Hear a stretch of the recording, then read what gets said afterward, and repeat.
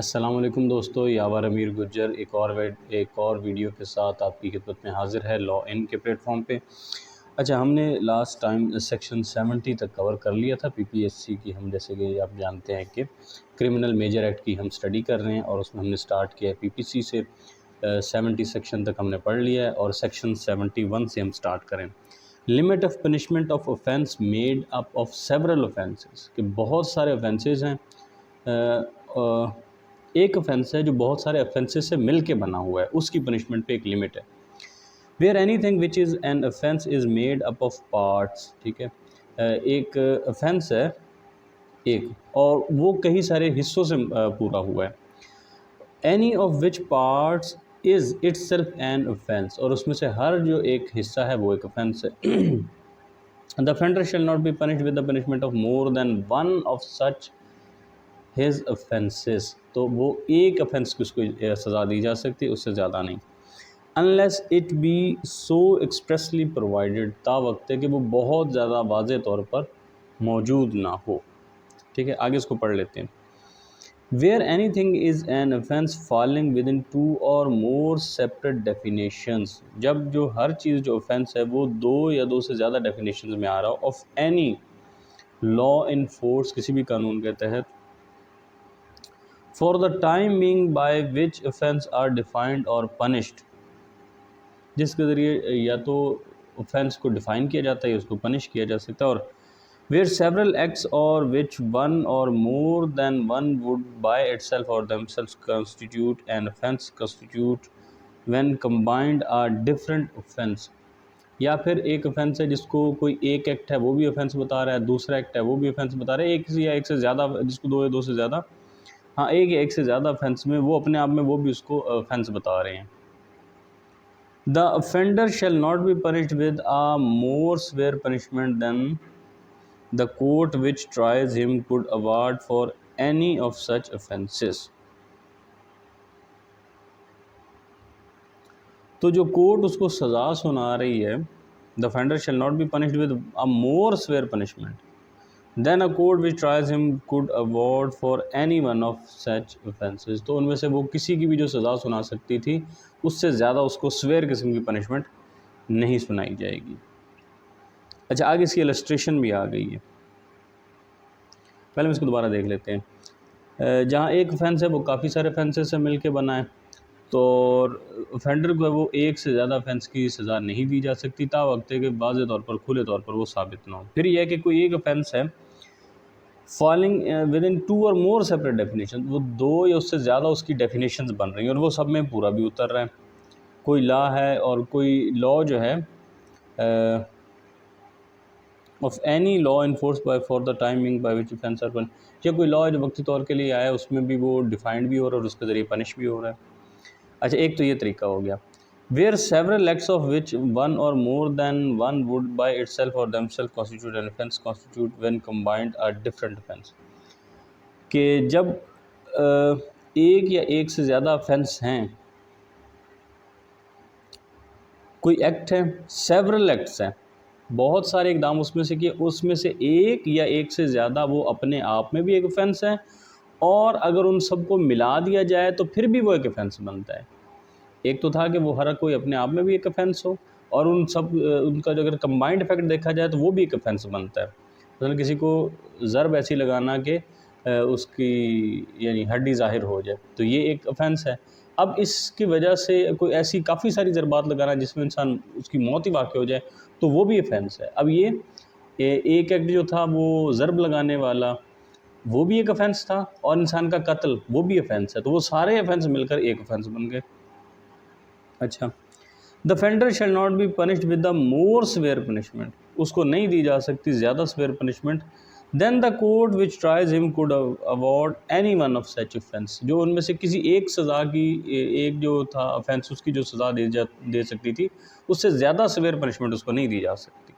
ठीक है, बहुत सारे इकदामात हैं जो मिलकर एक ऑफेंस मिलते हैं, तो उसमें तो जो है सबसे बड़ा ऑफेंस आप कह लें, वो उसकी जो सज़ा है वो दी जाएगी, एक ही सज़ा दी जा सकती है। इलस्ट्रेशंस हैं, उसका पैराग्राफ है। A gives Z 50 strokes with a stick, 50 छड़ियाँ उसने लगाई। ए may have committed the offence of voluntarily causing hurt to Z by the whole beating and also by each of blows। अब उसने उसको मारा है, चाहे एक छड़ी से मारा है वो भी उसको मारा है, उसको हर्ट किया है, या ज़्यादा सारी से मारा है तो भी उसको मारा ही है। Which makes him the whole beating। If A were liable to punishment for every blow, they might be imprisonment for 50 years। अगर ऐसा होता को एक जो था हर ब्लो की उसको सज़ा मिलती तो फिर तो हो सकता है उसको 50 साल सज़ा मिल जाती। 1 for each blow, but he is liable for only to 1 punishment for the whole beating। ठीक है, लेकिन वो ये हो सकता है अगर एक ज़रब लगाई है उसकी सज़ा थी 1 साल, अब उसने 50 ज़रबे भी लगाई हैं तो उसकी सज़ा 1 साल ही होगी, ना कि 50 साल हो जाएगी। But if while A is beating, अब पैराग्राफ इसका बी आ गया, but if while A is beating Z Y interferes. ठीक है, ए मार रहा था जुई को और वाई ने इंटरफेयर किया, and A intentionally strikes Y. अब ए जो है उसने वाई को भी मार दिया। As the blow given to Y is not part of the act whereby A voluntarily cause hurt to Z. तो अब जो वाई को उसने हर्ट किया वो उसका हिस्सा नहीं है जो वो जी को हर्ट कर रहा था।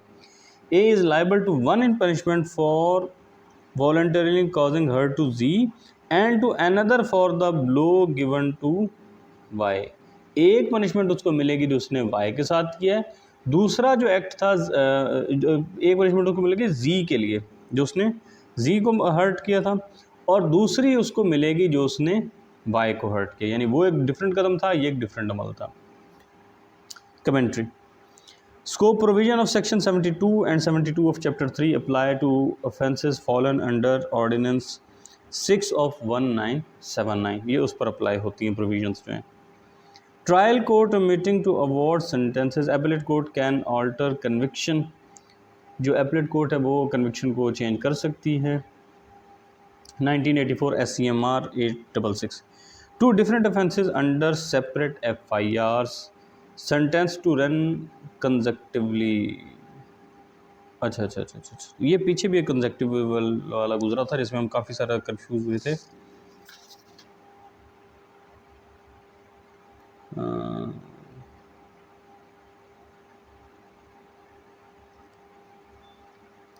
सही, वो जो सारी सज़ाएं वो एक साथ चलेंगी। ठीक है, ठीक हो गया। दो डिफरेंट ऑफेंस हैं तो उनकी FIR जो है अलग होगी। जो सेंटेंसेज है वो कंजेक्टिवली वो साथ ही चलेंगे, सारे लगातार चलेंगे। यह है 1989 SCMR 1405। आगे है section 72। Punishment of person guilty of one of several offences. Punishment of person guilty of one of several offences, बहुत में से एक का वो गिल्टी था। The judgment stating that it is doubtful to which। अब ऐसी जजमेंट आ गई कि ये थोड़ा मुश्किल है कि उसने इसमें से कौन सा किया। In all cases in which judgment is given that, वो तमाम केसेस जिनमें ये जजमेंट दी जाती है that a person is guilty of one of several offences, कि जो सेवरल ऑफेंसेस है ना उसमें से वो एक उसने किया, specified in the judgment. One of several offences specified in the judgment. Judgment में काफ़ी सारे ऑफेंसेस लिखे हुए हैं, उनमें से एक इसने कमिट किया, but that it is doubtful of which of these offences he is guilty. सारे में से एक काम इसने किया, अब ये पता नहीं है किसने कौन सा किया। The offender shall be punished for the offence for which the lowest punishment is provided if the same punishment is not provided for all. अगर तो उन सब की सज़ा बराबर है तो फिर तो ठीक है, अगर उनमें से जिसकी सज़ा सबसे कम है ना वो इस शख्स को दी जाएगी जिसके बारे में पक्का नहीं पता कि इसने सारे ऑफेंसेस में से इसने कौन सा वाला कमिट किया। Section 73 solitary confinement.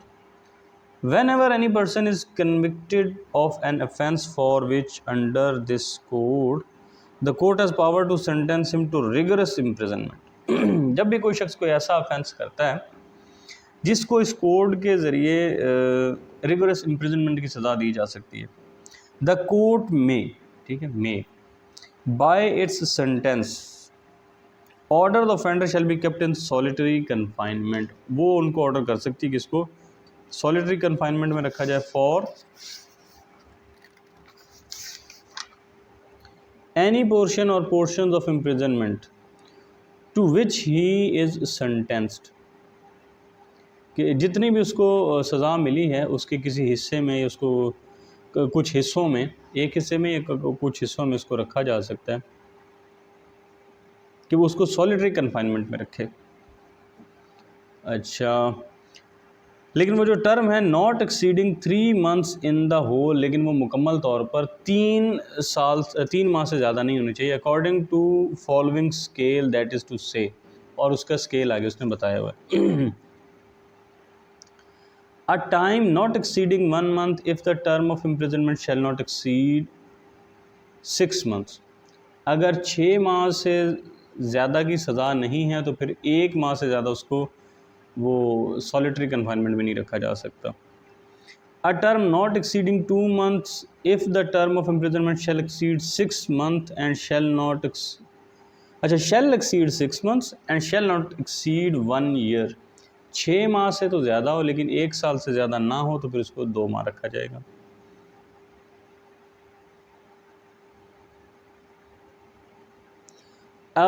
Time not exceeding 3 months if the term of imprisonment shall exceed 1 year. अगर ये 1 साल से ज़्यादा की सज़ा है तो उसमें फिर उसको 3 माह से ज़्यादा नहीं रखा जा सकता। Limit of solitary confinement. अच्छा, 1 मिनट में रुकना पड़ेगा जी। Welcome back. हम पढ़ रहे थे सॉलिटरी कन्फाइनमेंट के बारे में। सॉलिटरी कन्फाइनमेंट दरअसल ये है कि किसी को मुकम्मल तन्हाई में रखा जाए और उसको किसी दूसरे से मिलने की इजाज़त ना हो किसी छोटी सी जगह पे।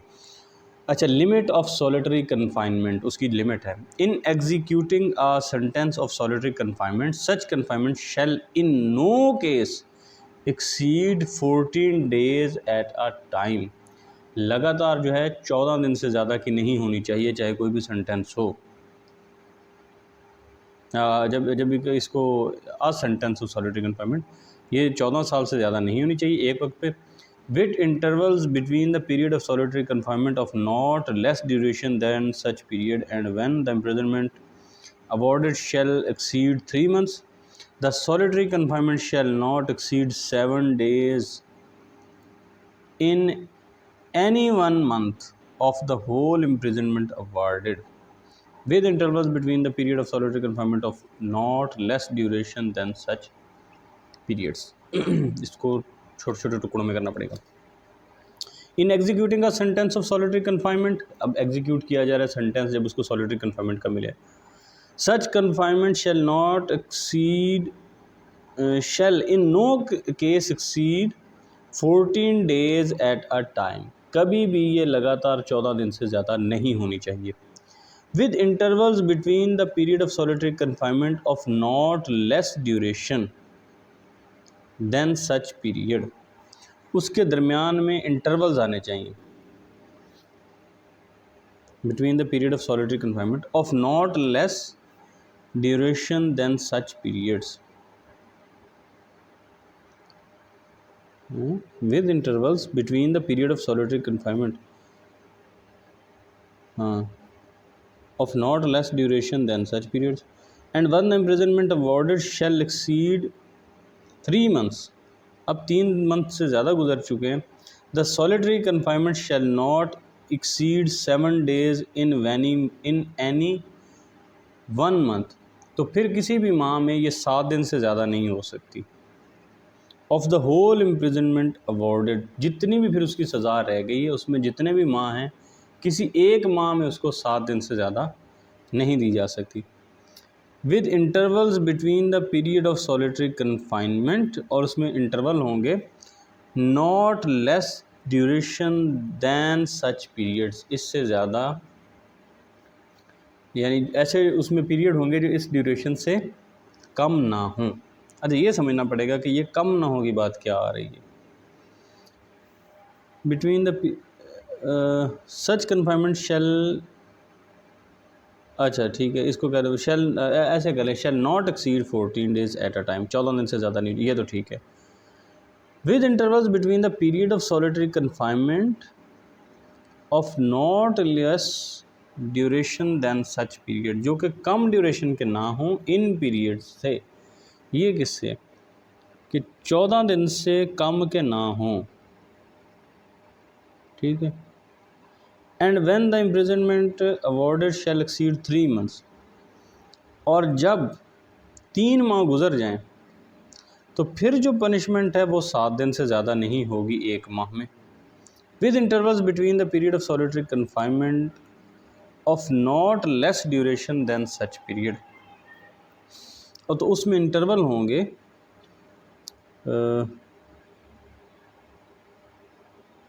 नॉट लेस, अच्छा नॉट लेस, अगर नॉट मोर होता तो फिर ये बात ज़्यादा आसानी से समझ आ जाती कि ये जो आपको पीरियड बता दिए गए हैं 7 दिन के, ये 14 दिन के, इससे ज़्यादा के ना हों।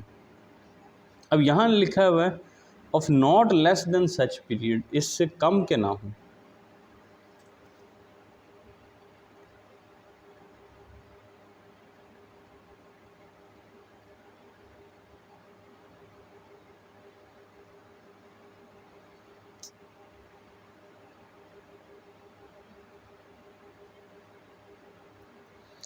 अब जो सॉलिटरी कन्फाइनमेंट के बीच में जो इंटरवल्स आ रहे हैं कन्फाइनमेंट के, वो इन दिनों से कम के ना हों।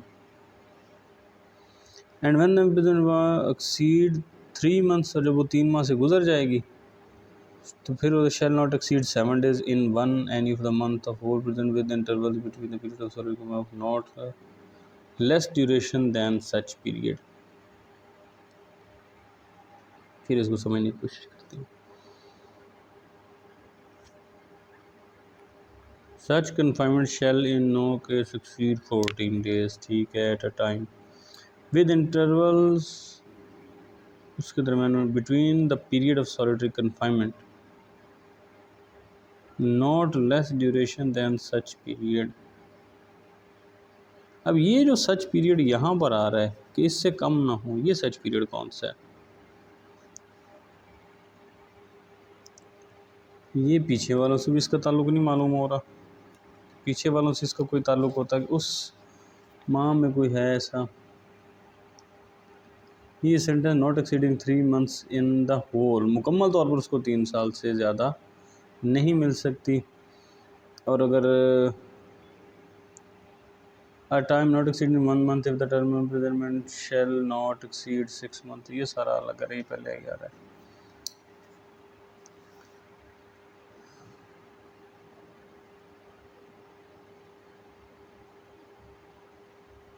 Fourteen days at a time,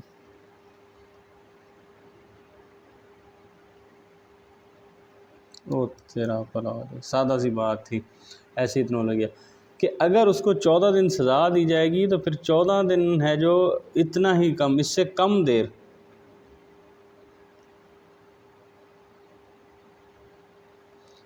उससे कम जो है उसको वो नहीं किया जाएगा, सॉलिटरी कन्फाइनमेंट उसकी ख़त्म नहीं की जाएगी। अच्छा, मैं इसकी बात ये समझाऊँ कि मसलन अब अगर 14 दिन सज़ा मिली है ना, तो फिर 14 दिन से कम उसको ये सज़ा ख़त्म नहीं की जा सकती। यानी आप 14 दिन अगर सज़ा वो रहा है सॉलिटरी कन्फाइनमेंट में, तो अगले जो 14 दिन है तो वो उसको नहीं दिया जा सकता, दोबारा सॉलिटरी कन्फाइनमेंट नहीं दी जा सकती।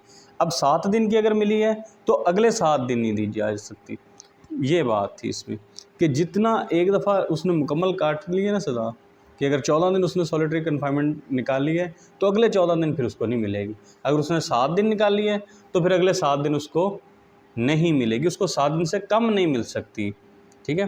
ये यानी अगर उसने 14 दिन गुजारी है तो अब उससे कम ड्यूरेशन उसकी वैसी नहीं गुजर सकती, अब कम से कम इतनी ड्यूरेशन उसकी गुजरनी चाहिए। अगर 7 मिली है तो कम से कम ये है कि 7 दिन तक फिर वो सॉलिटरी कन्फाइनमेंट से आज़ाद रहे। अगर उसने 14 दिन गुजारे हैं सॉलिटरी कन्फाइनमेंट में तो फिर उस पर लाजमी है कि अगले 14 दिन जो है वो फिर उसको वक्फ़ा दिया जाए, 14 दिन से कम का वक्फ़ा नहीं उसको दिया जा सकता। सही with interval between the period of toleration of not less duration than such period, जितनी उसको वो दी थी उतनी इसको दोबारा फिर आज़ादी मिलेगी। Enhance punishment for certain offences under chapter 12 और चैप्टर 17 आफ्टर प्रीवियस कन्विक्शन, कुछ ऐसे सेंटेंसेस हैं जिनमें इन्हेंसमेंट मिल जाएगी whoever having been convicted, जो भी कन्विक्ट हुआ, अच्छा उसको बताया हुआ, उसको पहले से कन्विक्शन थी और अब उसकी इन्हेंसमेंट हो सकती है। whoever have been convicted, जिसको भी कन्विक्ट किया गया है, पैराग्राफ ए है, by a court in Pakistan of offence punishable under chapter 12, ठीक है, और chapter 17 of this code under imprisonment of either description for term of 3 years और अपवर्ड, उसको यानी जिसको भी सज़ा मिली है चैप्टर 12 के मुताबिक या चैप्टर 17 के मुताबिक, और उसको कोई भी सज़ा मिली है जो 3 साल से ज़्यादा है, और जो उसका पैराग्राफ बी है वो ओमिट कर दिया गया है। shall be guilty of an offence punishable under either of those chapters with like imprisonment for the like term, shall be subject for, उस सज़ा भी इतनी हो और उसका, हाँ यानी सज़ा भी वैसी हो, यानी इम्प्रिजनमेंट जो है वो रिगरस है या सिंपल है, या टर्म भी उतनी हो। shall be subject to every such subsequent offence to imprisonment for life or to imprisonment of either description of for a term which may extend to 10 years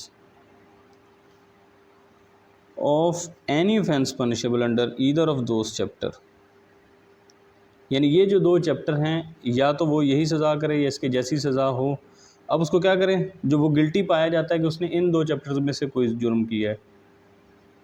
shall be punished for every such subsequent offence to imprisonment for life, अब जब भी उसका कोई दोबारा जुर्म करता है, subsequent every such subsequent offence to imprisonment for life, उसको पूरे उम्र की सज़ा रखी जाएगी, उसको कम से कम उम्र कैद दी जाएगी, उसको उम्र कैद दी जाएगी। और to imprisonment for either description for a term which may extend to 10 years, तो फिर उसको कोई सज़ा दी जाएगी जो कि 10 साल तक हो सकती है। ठीक है, ये यहाँ पे मंशा है मेरे ख्याल में ये आ रही है कि दोबारा उस कन्विक्शन को रोका जाए। अगर उसने दोबारा उस वही इन चैप्टर 12 की या चैप्टर 17 के किसी जुर्म की सज़ा की है, तो फिर जो उसको सज़ा दी जाएगी वो shall be subject for every such subsequent offence to imprisonment for life, imprisonment for life उसको मिलेगी, या फिर वो कोई जो ऐसी सज़ा उसको दी जाएगी जो 10 साल से ज़्यादा हो सकती है, 10 साल तक which may extend to 10 years. Commentary scope. It is essential for the court when invoking this section to set out in its judgment, अगर commentary है ना, with precision the dates and the particulars of such previous conviction which is relied upon for the purpose of applying that section, कि अगर कोई court इस section को employ करती है तो फिर उसे बताना पड़ेगा प्रिसीजन द डेट्स, उसको डेट्स वगैरह भी बतानी चाहिए, और पर्टिकुलर भी प्रीवियस जो कन्विक्शन है उनके बारे में उसको बताना पड़ेगा अगर वो इस सेक्शन को अप्लाई करती है। 1968 PCRLJ 396, previous conviction can be taken into account for imposing enhanced punishment, जो प्रीवियस कन्विक्शन थी उसको गौर किया जा सकता है उस पर जब उस पर इन्हेंस्ड पनिशमेंट लगाई जा रही है।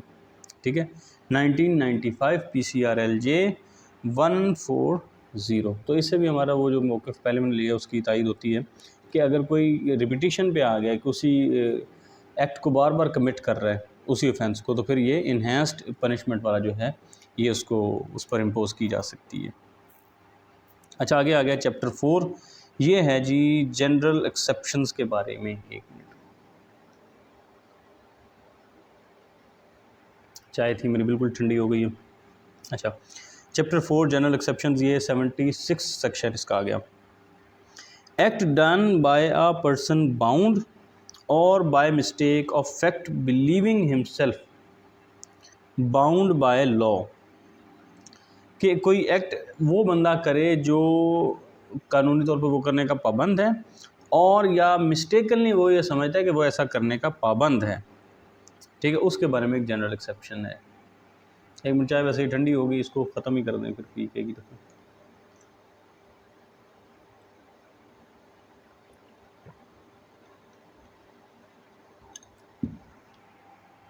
अच्छा, नथिंग इज़ एन ऑफेंस, कोई भी चीज़ जो है वो ऑफेंस नहीं होगी डन बाय अ पर्सन, जिसको वो शख्स करे हु इज़ और who bye reason of mistake of fact, कि उसको फैक्ट की कोई मिस्टेक लगी है, and not reason of a mistake of law in good faith, और कोई कानूनी गलती नहीं है, अच्छी इंटेंशन के साथ, गुड फेथ के साथ, बिलीव हिमसेल्फ टू बी, वो ये समझता है, bound by law to do it, के वो ऐसा करने का पाबंद है। कोई भी चीज़ वो ऑफेंस नहीं होगी जिसको वो बंदा करे जो वो लीगली बाउंड है उसको करने का, या उसके पास ये रीज़न है, चाहे वो मिस्टेकन ही है, किसी फैक्ट की मिस्टेकन है, किसी लॉ की मिस्टेक नहीं है, ठीक है, लॉ की मिस्टेक नहीं, किसी फैक्ट की मिस्टेक की वजह से वो ये बिलीव करे कि मुझ पर ये पाबंदी है कि मैं ऐसा करूं, इलस्ट्रेशन है कि उसकी, तो फिर वो ऑफेंस नहीं होगी। अगर उसको ड्यूटी बाउंड था, वो कानूनन ऐसा करने का पाबंद था, या वो ये समझता है गुड फेथ में कि मैं ऐसा करने का पाबंद हूँ, तो फिर वो ऑफेंस नहीं होगा। आगे उसकी इलस्ट्रेशन हैं। पैराग्राफ ए है, A capital, a soldier fires on a mob by the order of his superior officer, ठीक है, ए एक सोल्जर है, उसको हुक्म दिया जाता है एक उसके सुपीरियर ऑफिसर की तरफ से कि आप जो हुजूम है उसके ऊपर फायर करो। In conformity with the commands of the law he has committed no offence, अगर उसने इसकी पाबंदी की है तो उसने फिर कोई ऑफेंस कमिट नहीं किया। बी पैराग्राफ है, A capital, an officer of the court of justice being ordered by that court to arrest Y and after due inquiry believing Z to be Y arrests Z, A has committed no offense। बात को सुने, court of justice ने ए एक officer है, person ए, उसको court ने ये order दिया कि आप जाके अरेस्ट करो वाई को।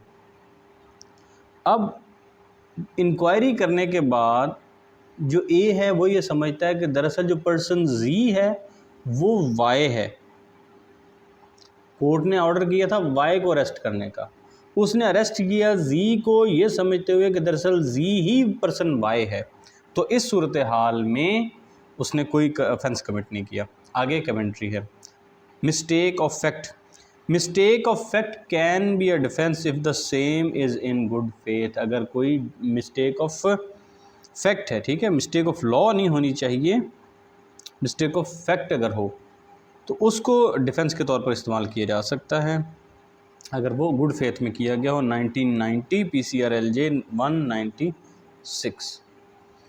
अच्छा, सेक्शन है 77, एक्ट ऑफ जज व्हेन एक्टिंग जुडिशली, जब कोई जज जुडिशली कोई काम कर रहा हो तो फिर उसका कोई कम ऑफेंस नहीं होगा। Nothing is an offence which is done by a जज when acting judicially in exercise of any power which is or which in good faith he believes to be given to him by law, जब वो अपनी किसी power को exercise कर रहा है या वो ये बिलीव करता है इन गुड फेथ कि मुझे ये कानून ने इख्तियार दिया है, तो फिर उसके कोई भी अमल ऑफेंस नहीं होगा। Act of mala fide, act of mala fide not protected, ठीक है, इसके अंदर जो मेलाफाइडी का एक्ट है वो प्रोटेक्टेड नहीं है। 1993 SCMR 633। Good faith, objective review of section 76, 79 and 81 PPC would indicate that predominantly the expression good faith is a common factor in all those sections and cardinalship attached to acts done in good faith.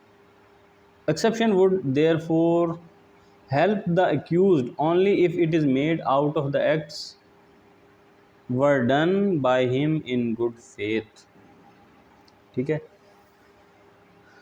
जब हम देखते हैं section 76 को, 79 को और 81 को, PPC ये बताता है कि गुड फेथ जो है ना वो एक कॉमन फैक्टर है इन सारे सेक्शंस में, and cardinalship attached to acts done in good faith, और कार्डिनलशिप क्या है इसको देखने दो,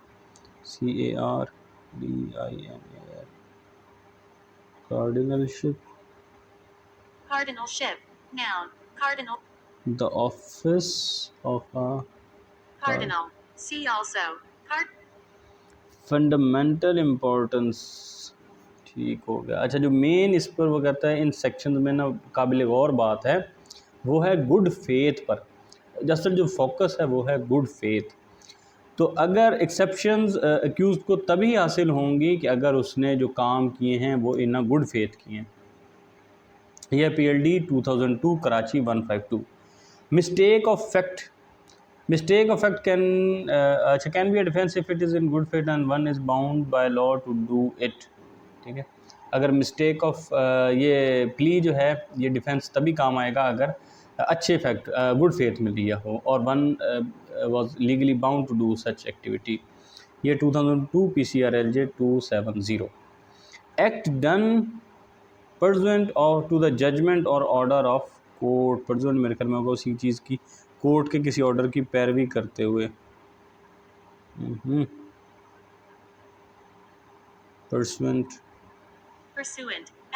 परसुएंट परस्यू करते हुए, एग्रीमेंट में, कन्फर्म में, कि अगर कोई काम किया जाता है किसी जजमेंट को परस्यू करते हुए या किसी कोर्ट के ऑर्डर को अगर कंप्लाई किया जाता है तो फिर वो तब अगर कोई काम किया जाए।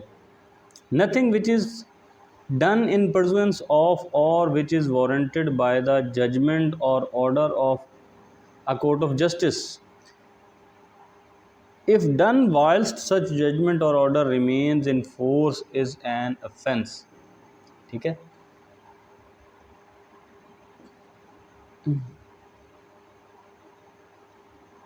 अच्छा आगे भी इसको बताया वो और एक्सप्लेन किया।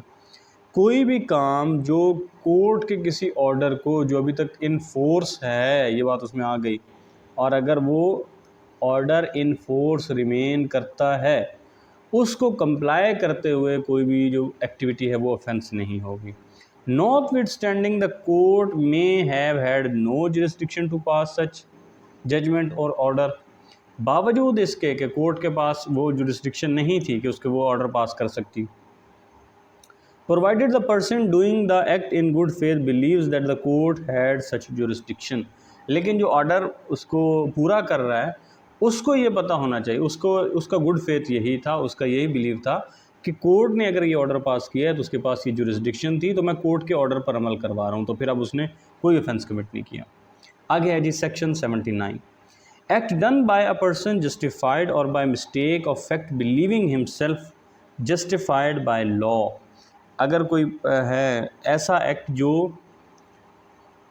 उस पर वो पर्सन करे जो जस्टिफाइड हो, या मिस्टेकनली वो समझता है कि अगर मैं एक ऐसा करूँगा तो ये जस्टिफाई होगा by law.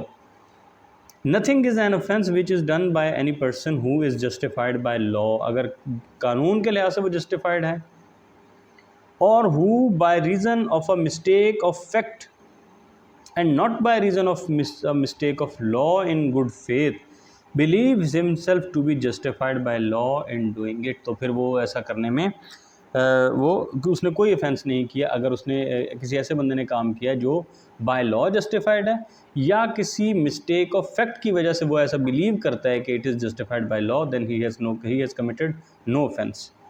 Illustration, A sees Z commit what appears to A to be a murder। ए को ये लगता है कि जी ने एक ऐसी हरकत की है जो वो उसको लग रही है कि ये एक मर्डर है, कत्ल है। A in exercise to the best of his judgement exerted in good faith of the power which the law gives to all person of apprehending murders in the act seizes Z in order to bring Z before the proper authorities, A has committed no offense, though it may turn out that Z was acting in self defense।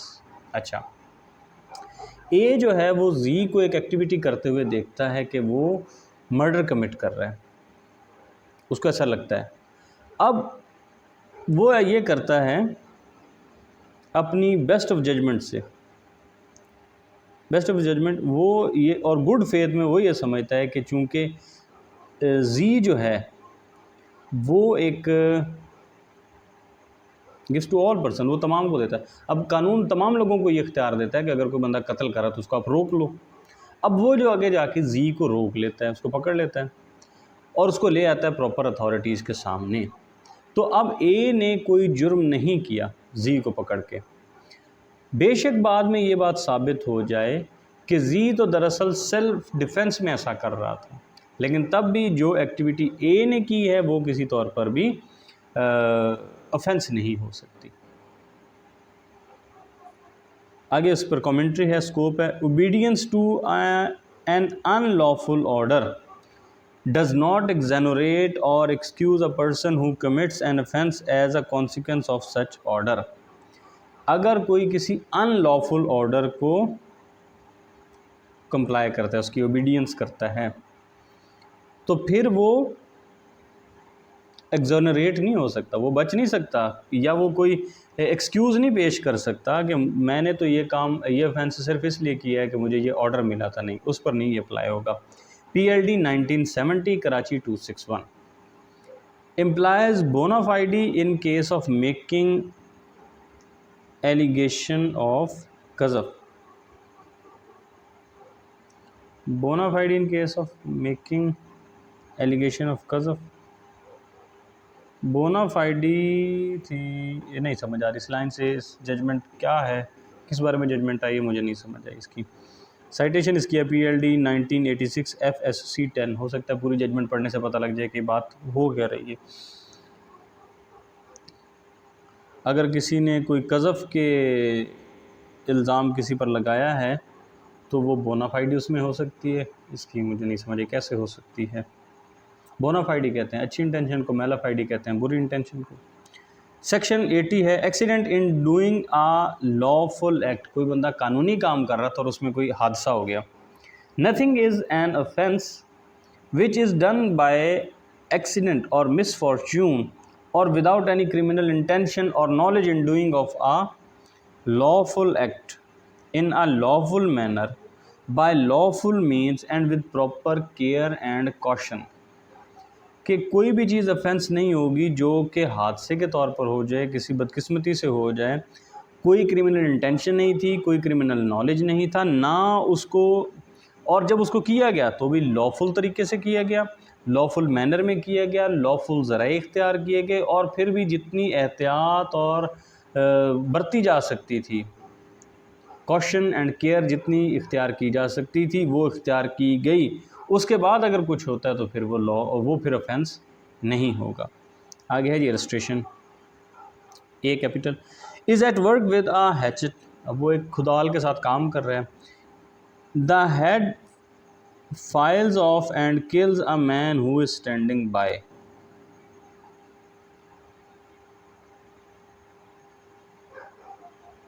Files off and, अच्छा, here if there was no want of proper question on the part of A, his act is excusable and not an offense। वो खुदाल से काम कर रहा था और उसका जो वो हेड था वो आगे से उखड़ जाता है और जाके किसी के सर में लगा और वो मर गया। तो अब इसने कोई ऑफेंस नहीं किया, बशर्ते कि ये साबित हो जाए कि इसने पहले जितने प्रिवेंटिव मेजर होते थे वो इसने सारे लिए थे। उसके बाद अगर कोई ऐसी एक्टिविटी हो जाती है तो फिर उसको उस पर फिर उसने ऑफेंस नहीं कमिट किया। कमेंट्री है,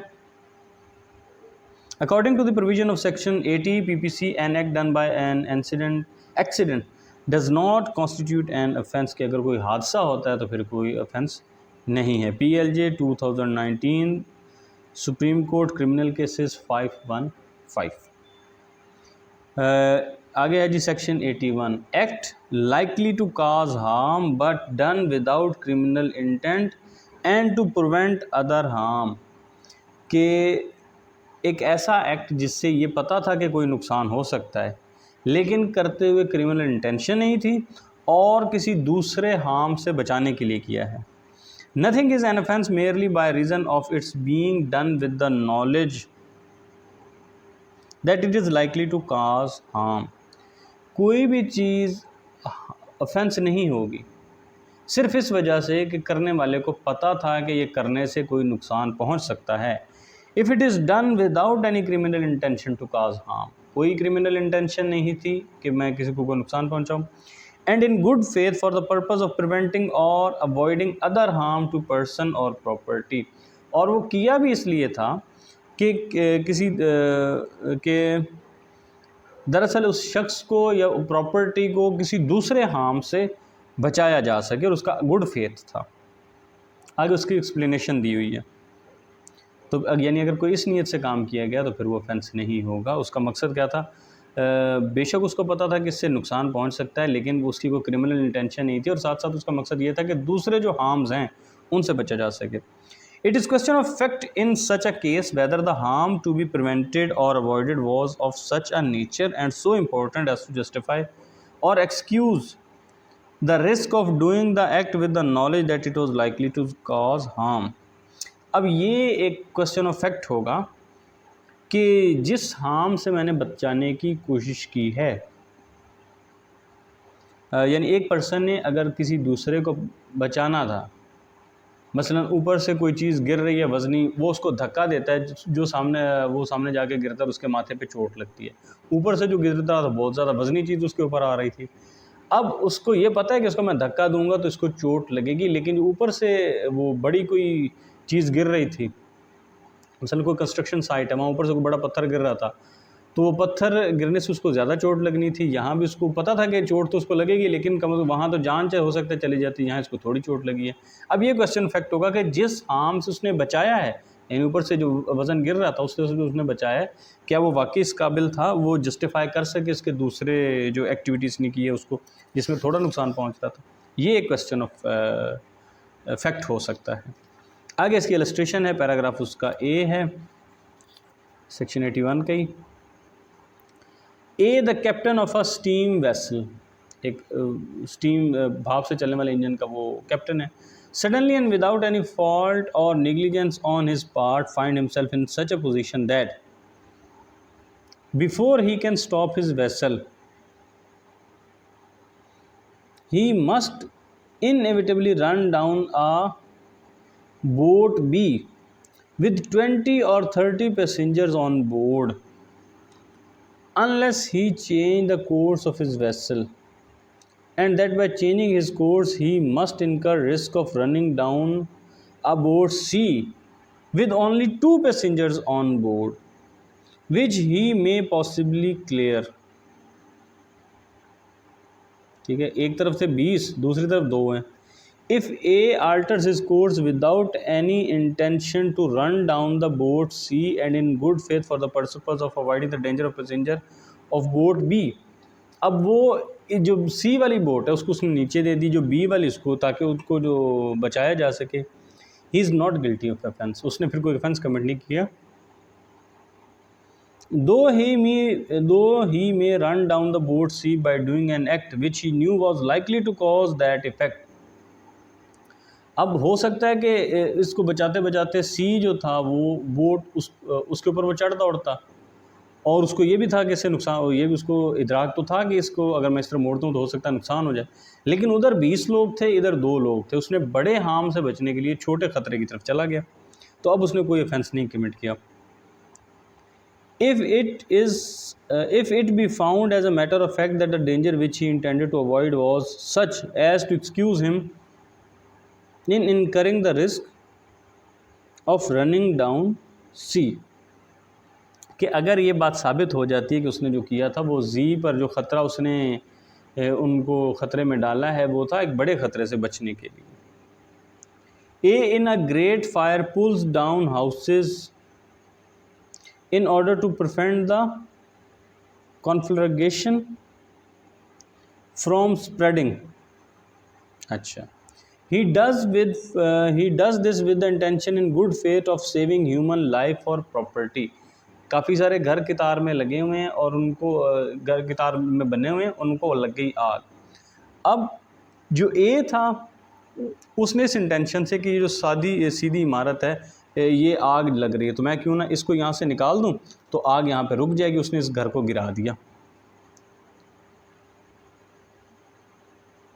Here if it be found that the harm to be prevented was of such nature and so imminent as to excuse A's act, A is not guilty of the offense। अगर ये साबित हो जाता है कि ये act बहुत ही फौरी तौर पर उजरत में किया गया है, और ये एक बड़े ख़तरे से बचाने के लिए किया है, तो फिर अब ए ने कोई ऑफेंस कमिट नहीं किया गया है, ये भी ऑफेंस नहीं है। आगे एक और चीज़ बताई हुई है, यानी इस पर हम समझ रहे हैं कि एक बड़े ख़तरे से, जो वो एग्जांपल दी कि एक में 20-30 पैसेंजर थे, दूसरे में 2 पैसेंजर थे, उसने मोड़ा कि चलो इस तरफ को निकल जाते हैं और दोनों को बचा लूँ। बचाते बचाते अगर सी नीचे भी आ गया तो भी, जिसमें 2 पैसेंजर थे वो नीचे भी आ जाता, तो उसने कोई ऑफेंस कमिट नहीं किया। दूसरा वो उसने मिसाल दी है कि घर जल रहे थे तो उसने एक घर ऐसा गिरा दिया कि आग को बुझाया जा सके, तो उसने कोई ऑफेंस कमिट नहीं किया है। आगे एक और सेक्शन 82 में बताया ये भी कौन सी चीज़ है जो ऑफेंस नहीं होगी। Act of a child under 10 years of age, वो बच्चा जिसकी उम्र 10 साल से कम होगी, वो भी कोई ऑफेंस नहीं गिना जाएगा। Nothing is an offence which is done by a child under 10 years of age, जिसकी उम्र 10 साल से कम होगी, वो कुछ भी करता है तो वो ऑफेंस नहीं होगा।